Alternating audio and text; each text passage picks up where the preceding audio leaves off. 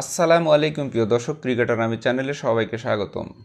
আজকের ভিডিওর মাধ্যমে আমরা জানব বাংলাদেশ জিম্বাবুয়ে পঞ্চম টি-20 ম্যাচে বাংলাদেশের সম্ভাব্য একাদশ সম্পর্কে।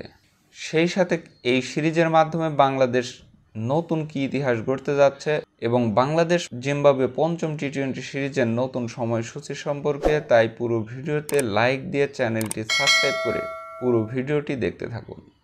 5 ম্যাচের টি-20 সিরিজের প্রথম 4 ম্যাচের টানা জয় পেয়েছে বাংলাদেশ। রোববার সকাল 10টায় মিরপুর শেরেবাংলা জাতীয় ক্রিকেট স্টেডিয়ামে শুরু হবে সিরিজের পঞ্চম ও শেষ ম্যাচ।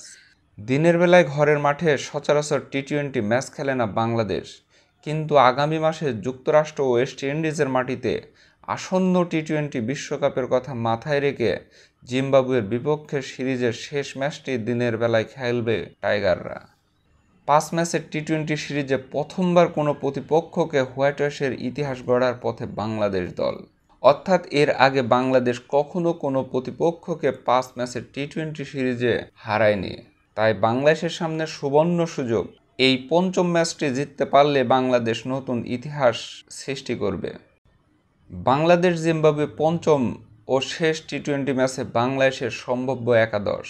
পঞ্চম ম্যাচে সম্ভাব্য 2 ওপেনার তানজিদ হাসান তামিম এবং সৌম্য সরকার, অধিনায়ক এবং one down batsman Najmul Hossain Shanto, 2 down batsman Towhid Hridoy, 3 down batsman allrounder Shakib Al Hasan, 4 down batsman এবং wicket keeper Jaker Ali Anik, 5 down batsman leg spinner allrounder Rishad Hossain, batting allrounder Mahmudullah Riyad, fast bowler Taskin Ahmed, fast bowler Mustafizur Rahman, fast bowler Tanzid Hasan Shakib.